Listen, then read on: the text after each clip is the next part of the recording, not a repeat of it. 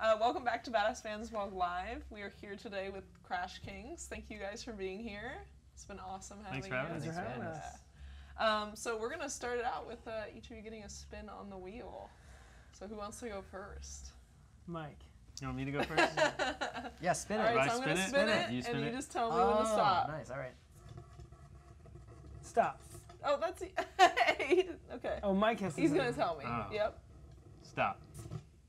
Oh, Cards Against Humanity. Cards Against Humanity. Have you guys played Cards Against Humanity? Yeah. I did once, yeah. You have once. Okay, so you guys know how it works then. So we'll do 2 rounds, just because. So I'll each give you 5 cards here. Thank you. Oh, we all get to participate. You all get to participate Wow. in this one. It's a group activity. God, we should just do this the whole interview. Wait, we're not supposed to look at each other's cards, right? You're not. No. You can look at your own. And then I'll pick a black card and you'll be filling in whatever you think is best. I'm really good at this, by the way. I always win. All right, here we go. So here's your topic. It's blank, kid tested, mother approved. So blank, kid tested, mother approved. Oh, Wow. So you can just hand them to me and then I'll mix them up. I'll look to see whose is whose. Okay. So. So you get to pick? you keep it. I This get is to keeping pick. it real. All right. Weapons grade plutonium, kid tested, mother approved. Okay. Anal beads, kid tested, mother approved. And a bigger, blacker dick, kid tested, mother approved. Wow. Those last 2 make it really hard. I feel like anal beads. Yes. I feel like, oh, nice. All right, one more. I feel like I won by it not getting picked. Yeah. It's like, Sorry, what you know. I certainly wouldn't want anyone to know that mine was a bigger, blacker dick. I didn't write the cards. I didn't write the cards. It's true. It's true. All right. Let's not do a twofer. Wait, you didn't make this and bring this? All right. What will always get you laid?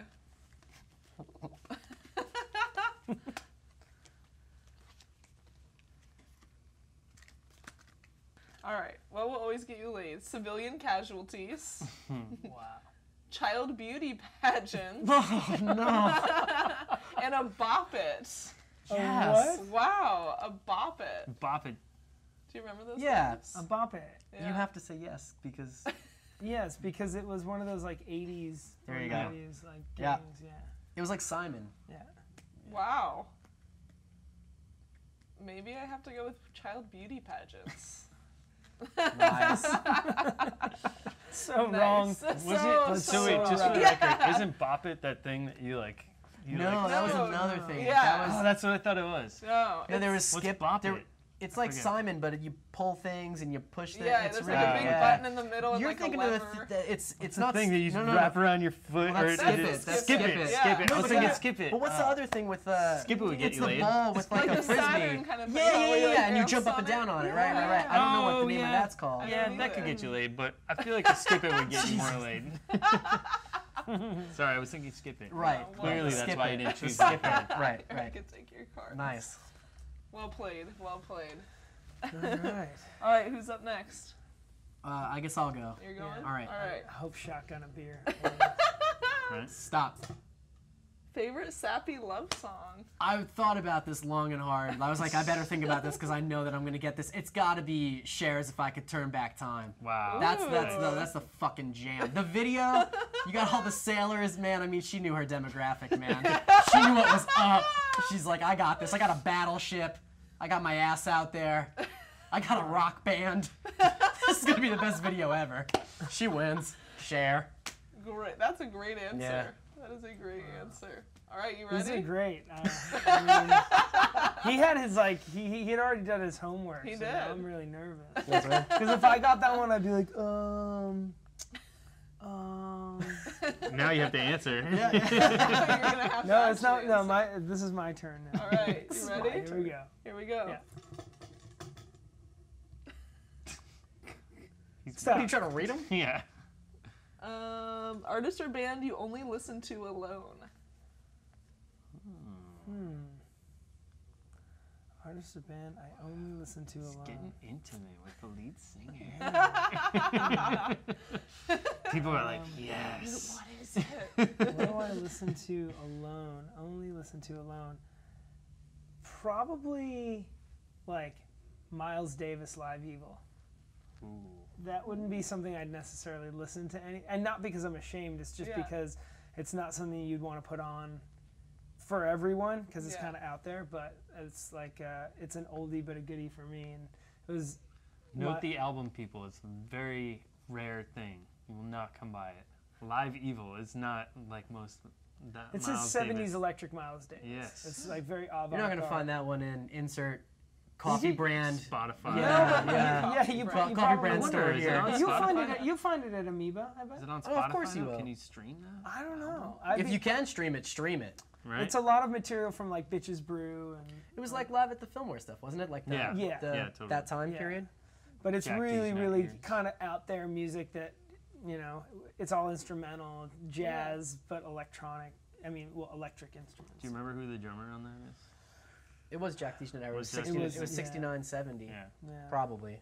I think it was also Herbie and Chick. Chick Corea. Yeah, that's right. Yeah. If it was in 69. How do I know Music that? dorks. No, I like it. I'm like, I'm find this. That sounds awesome. They're like, yeah, we're going to be cutting about most of that. Note to self. From when you said yeah. Live Evil and out.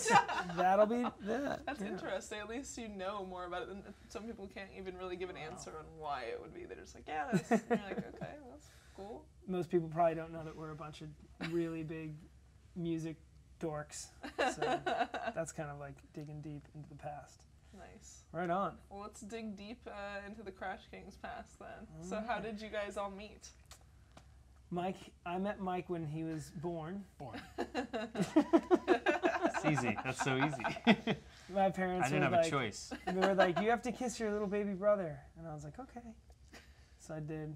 Give No, me- we started playing when we were like, I think, Mike, you got a bass in like the 6th or 7th grade. And I've been playing piano since I was 5 or 6. Mhm. And Mike played piano as well. And he plays guitar, and then he got into the bass, and then we started jamming, and I'm a few years older, and I said, you know, if you practice the bass, when you get to high school, we can play in a band. Yeah. And that's exactly what we did. As Yeah. soon as he got to high school, we started forming a band, and we played in a bunch of different bands, a rock band, a funk band, a swing band. And then we went to college, and we had our little instrumental trio. It was always keyboards, bass, and drums without guitar for some reason. That was just kind of our thing, and I think it felt like it gave us complete control over the harmonic aspects and melodic as well, and just to have a drummer so Mike and I would kind of dictate. And so we've been doing this for a long time, and then when I guess I started writing songs when I moved out here. Mike stayed in New York, and we decided we didn't want to do the kind of avant-garde experimental jazz stuff anymore because there was no way to make a living doing it. There's no way to make money in music anyway, so That's true. there is, but it's very, very tricky. So Yeah. I started writing songs and singing, and we kind of knew I could sing, but we didn't. I think we both kind of decided maybe in the early 2000s that we didn't like my voice. Wasn't that something like we said something? There was a period. Your voice was kind of young sounding, and then you kind of like, he sent me some tracks, and I was just like, forget it. This is amazing. And he convinced me to move out to LA. Yeah, so And he we moved out started to our LA, band, yeah. and we started this with a different drummer, and we made a few records, and then we met Tommy, and when our drummer bailed, and We had known Tommy, actually. yeah, from We knew him school. Right. Yeah. Oh, nice. So we And, met Tommy in Berklee College of Music, where we went to school in Boston. And so we already knew him, and then he moved out to LA, and we're like, dude, come on, play with us. And we did audition other drummers, but they didn't have the feel. It was like such a feel thing that we were so specific, and we were looking for it. And the great thing about Tommy was he came on board and he could nail all the songs that we had done with the other drummer, but he also added something really special, and there's a fluidity to his playing that was more in line with the type of player that Mike and I are. And so we found it really, like, it's been so easy and incredible working with him. And yeah, I think we're just sort of at the point where we're just trying to create as much content now, and just, you know, go to the studio, go to that studio, write this song, write that song, and, you know, just try to play it. And, you know, when we sit down in a room and we figure out a song, it takes not that much time anymore, because we're so like connected and linked in. So nice. So you guys all, that was one of my questions actually, is how does your creative process work? So you guys are all a part of it together?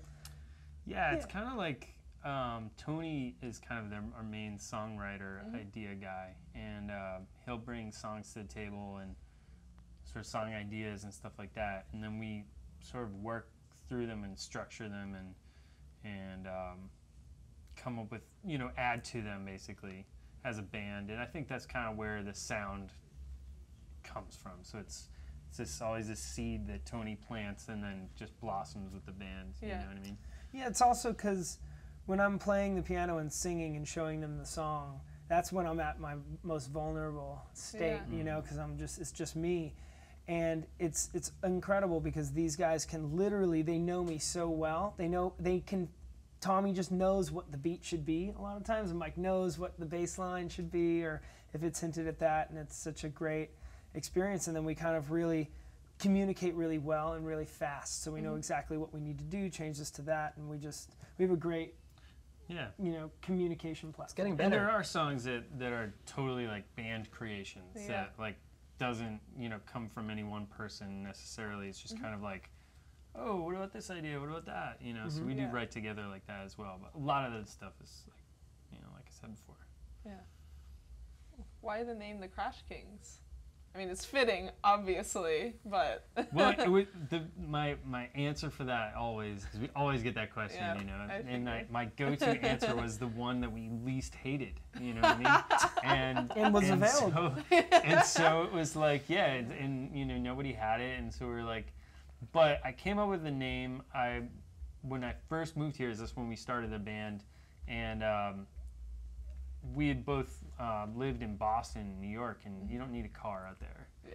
And I got out here, and I got my Jetta, and I'm like, I got stick shift, and I was just kind of reckless a little bit, and Tony had crashed his car, and I came close to crashing my car, and it was like, and when I first moved out here, I got in a car accident with a rental, and so it was like, I was like, gosh, people are gonna know us as the Crash Kings here in LA.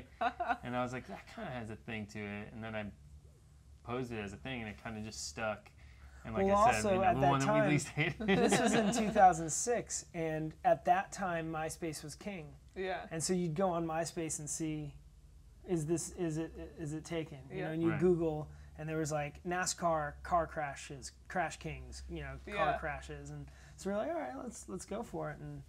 And then we also did a thing, even before we actually really adopted the name, we had a reputation of showing up to parties and just saying, hey, we've got our equipment, we're going to play your party. And so we would crash these parties and literally throw up, set up in the middle of the living room with one PA speaker, and it was just like all distorted and horrible. And we just got in there, and we were just like, ah. And that kind of also helped, you know, with the name of the band, and we're just like, that's just the name that we have to go with. That's awesome. That's a great story behind the name right there. Yeah, way better than even just like the, hey, it was when we hated least. At least there's still something there, you know. Nice. So you guys are more well established than a lot of the bands that I know in LA. So, you know, you've toured with a lot of like really awesome people, and you've been around for a while. So what's a piece of advice you would give to a band just starting out here? Practice. Don't stop practicing. I think it's just, I mean, there's so many little bits of advice, but we learned by doing, and we made all these mistakes that I think you need to make in order to really learn. And we can kind of give advice, but it's like just by doing it and getting out there and playing a lot, and playing in your studio and playing out of your studio, and just finding ways and creating a space to play. Like, we created a space to play by showing up to parties and be like, we're gonna play. Yeah. And they're like, oh, I guess so. Yeah. And it was because we couldn't get booked. And, you know, we wanted to play the Viper Room, we wanted to play these places, and finally we had to kind of, you know, create a reputation. But I think it's just practice and don't stop practicing and work on your craft and sit there and play the easiest beat on the drums for hours and hours and just until you're slamming your head against the wall. And it's kind of like, and then when you come together and just creating magic, I don't know, it's just by doing, you know. And every band has their own weakness too, I think. So it's kind of like, what's your weakness, and focus on that, because it's like for us, like I think the business is kind of like a weakness for us.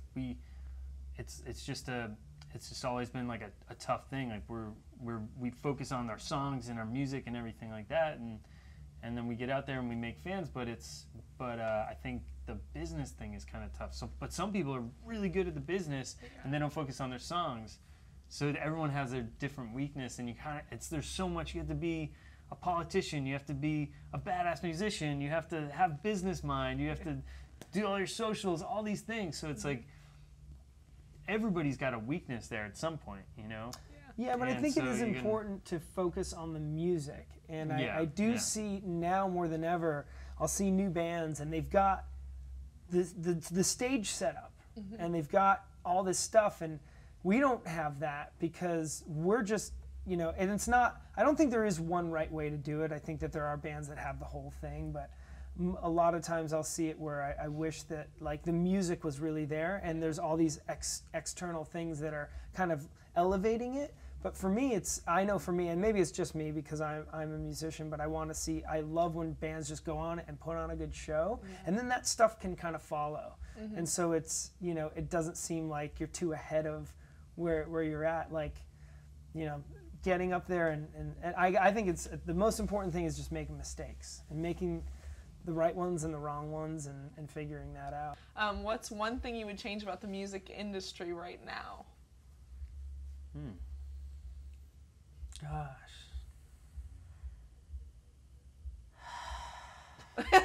That's the perfect answer right there. Done. Next question. Done. Everything? I mean... Well, let Tommy, you go for it. I want to Oh, hear. you want me to feel this one? Yeah. No, okay. Tommy's gonna stand. No, I'm gonna say something. Okay, I got something. I can't go to the grocery store and just go, okay, I'm gonna buy all this organic food, but I don't want to give you my credit card information, and I'm just gonna pay you like, I don't know, maybe like 6 months from now or something like that. Is that cool with you? Okay? And then I might just not pay you. So is that fine? And then they're like, well, not really. I'm like, yeah, but I really like this stuff. These blueberries are great. And they're like, yeah, but we like need money for them. I'm like, yeah, no. And then they're not gonna let me take it anyway. So it's kind of like, I'll say this much. If you find an artist that you really like, and you're like, wow, this person probably just spent a whole year, 12 to 18 months, even more, creating something, and you're like, you don't think that's worth $9.99? You need to rethink yourself in the grand scheme of art in the world. Because it's like, it's not acceptable for you to go, it's not worth it. You got 18 months in, how many hours is that? I have no idea how many hours that is. Yeah, it's not worth 10 bucks to me, but you'll go drop like, whatever, $7 on some crappy beer at a bar. But you're not gonna like thousands of hours into something? Man, people need to think about that a little bit. That's what I say. But support the artists that you like. Well, here's the thing. I don't think that's gonna change. Unfortunately, the barter, the you know, take a bicycle system, whatever that they have. Oregon, don't they have that? You just take a bike. Like the bike that's share. like that's like our music industry, Yeah. right? But I don't think that's gonna change. But there's all these people making money off that stuff too. One thing I think I'd like to see is for these tech companies who are making millions of dollars, go invest in a band. Like, let's see, can we just have like iTunes or like Apple or Spotify? Can we just have you guys just like pour money into like one band? Yeah. Like start a record label and just, you know, patron the arts a little bit because you guys are making money off of it. Yeah. You know, so just pick something and just make it really amazing. You know, and do something really awesome with all the money you're making, basically, because you know everyone wants to make music, everyone wants to share that. I think that's the cool thing about the music industry right now. Yeah. But I think what people don't realize is it takes a lot of money to make something really huge and big and awesome. But so why not? Like why don't we just take our money and just put it into some big production that's really awesome, you know? And you know, that would just be fun to see, I think. You know. Yeah, I think that it's such a different time because technology has made it so that people don't need to focus on really being good at any one craft. Mm-hmm. You can go to Guitar Center, you can get a computer, you can create an album in your living room. Yes, you can do that. And it's just sort of saturated the marketplace with a lot of music that now you have to kind of weed through stuff that maybe isn't very good to get to the stuff that is good.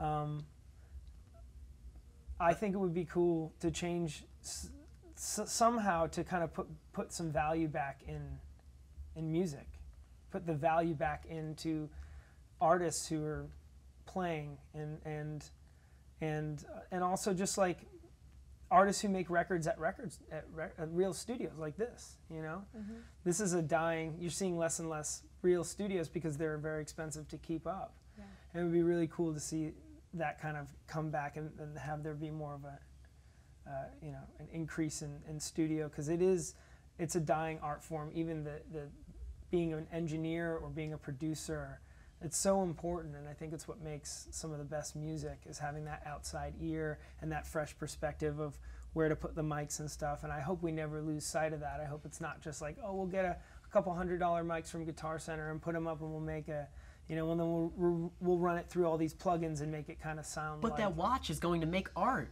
That watch is going to make me a better artist. I'm a great artist consumer person. I'm so great. I just spent $340 on something that looks like another, I'm not using company names, another really crummy company. Whatever. Isn't this watch great? I'm fantastic. Wow. It's a different time. Yeah. It's a different time. He's so talking it's to a bunch like, of artists too. Yeah, What do it's we know like- anyways? I agree. Yeah. Yeah. And that's it. That's all I have for you guys. Thank you. Sweet. Thank you guys for coming. Thanks for in. having us. Yeah, Thanks for thank doing you. it. Awesome.